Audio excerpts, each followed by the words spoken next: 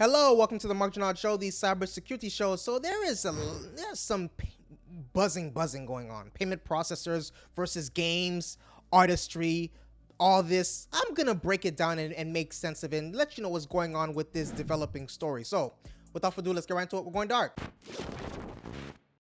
So payment processor censorship and basically its impact on video games it's what's going on right now. The issue of payment processor censorship in the video game industry has intensified throughout this year, particularly affecting major gaming platforms such as Steam, right?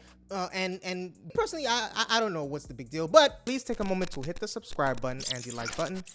Please take a moment to hit the subscribe button and the like button. Steam, one of the major PC gaming storefronts, removed and censored thousands of games after pressure from global payment processors like Visa, MasterCard, PayPal, and Stripe. So basically on July 16, 2025, Steam implemented a new rule that bans games which do not comply with the standards of its payment providers. Valve, Steam's parent company, said that without these changes, payment processors threaten to cut off all financial services, making it impossible for users to buy any games on the platform. So the rule changes led to the removal of hundreds of games explicitly flagged by payment processors, often for adult, sexual, or controversial content. So while some removed titles were notably explicit, a wide range of other games, including those with LGBT themes and even teen-rated romantic comedies, were swept up in the purge. Now, who can you say is behind this pressure? The most prominent campaign was led by an Australian anti-pornography group, Collective Shout, which mobilized thousands to contact the payment processors. Their activism specifically targeted adult-oriented games and those seen as normalizing sexual violence or abuse. Collective Shout's letter to Visa, MasterCard, and PayPal triggered a cascade of compliance checks and account restrictions. They've publicly celebrated the removals and have at times made inflammatory statements about gamers and developers. Now, the response and fallout, as far as the game, to all this, right?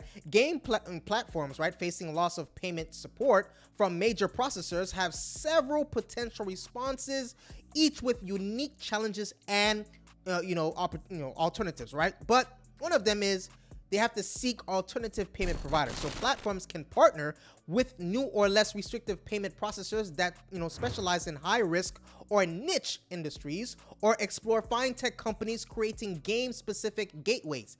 As an example, companies like Rapid offer robust multi-currency and alternative payment solutions tailored to gaming, potentially bypassing traditional gatekeepers like Visa and MasterCard.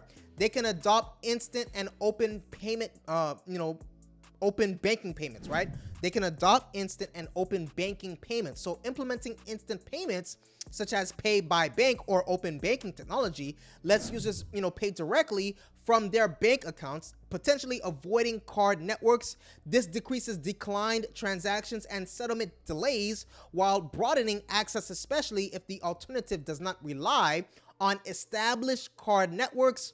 It can develop proprietary payment systems, so large platforms could build their own payment processing infrastructure, reducing dependence on third-party providers. As an example, Valve, Steam has the resources to invest a proprietary system to directly manage transactions, though this requires significant capital and expertise. I don't know if they want to spend on that capital, right? They can use prepaid wallets or gift cards, so platforms can encourage users to fund platform wallets or buy gift cards at retail, allowing cash payments or other means that fall outside card processor controls. Wallet funds can be used for in-platform purchases, sidestepping direct payment processor interaction. They can explore cryptocurrency and digital assets, so crypto payments and stablecoins offer another alternative as they function independently of the conventional financial rails. Now, while volatile and still niche, some platforms have experimented with allowing crypto to select purchases with benefits, right, of censorship resistance, but drawbacks in user adoption and regulatory complexity. There can be a lobby for regulatory solutions, so platforms and user bases can advocate for legal or regulatory action to address perceived overreach and restore access to financial services for legal content. This includes organizing campaigns, contacting regulators, and seeking public support for changes in policy. They can pursue direct negotiation and transparency. So engaging payment processors in direct dialogue to clarify guidance and push for transparency can sometimes result in policy revisions or exemptions, especially for content that is legal but controversial. Now, there are broader implications and concerns with this development as well, as far as the restricted access and de-indexing in regards to mature games, including adult, sexual, violent, or otherwise controversial content, basically are being removed or hidden from major storefronts, Steam. Sometimes these removals are implemented as de-indexing, making games almost impossible to find unless the user knows the exact title or creator's name.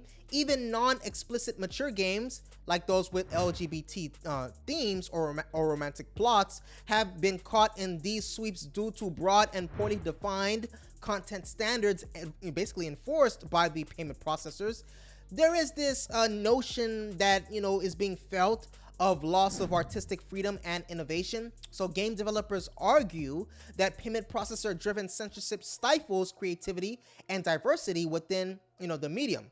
So original works that push boundaries or explore unconventional themes are at risk, threatening the future of innovative game development, especially for small and independent teams, right? So the scope of what's considered unacceptable can be so broad and ambiguous that developers face constant uncertainty about which themes, topics, or mechanics could trigger a ban. There is financial consequences for the developers. So when payment platforms refuse service, developers lose critical revenue streams.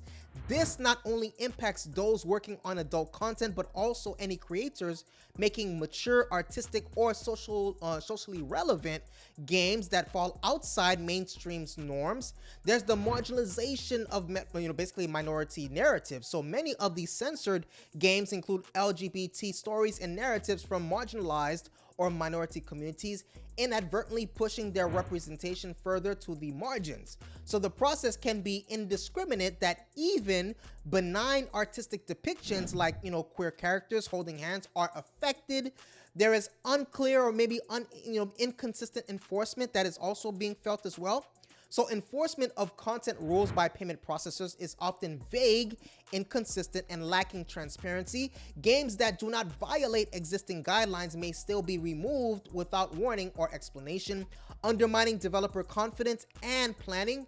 And there's also some sentiment about industry response and adaptation. So some platforms, like Zoom, are trying to circumvent direct scrutiny by adopting wallet systems and exploring alternative payment methods. However, most gaming storefronts are compelled to comply if they wish to retain card-based payments and maintain their user bases.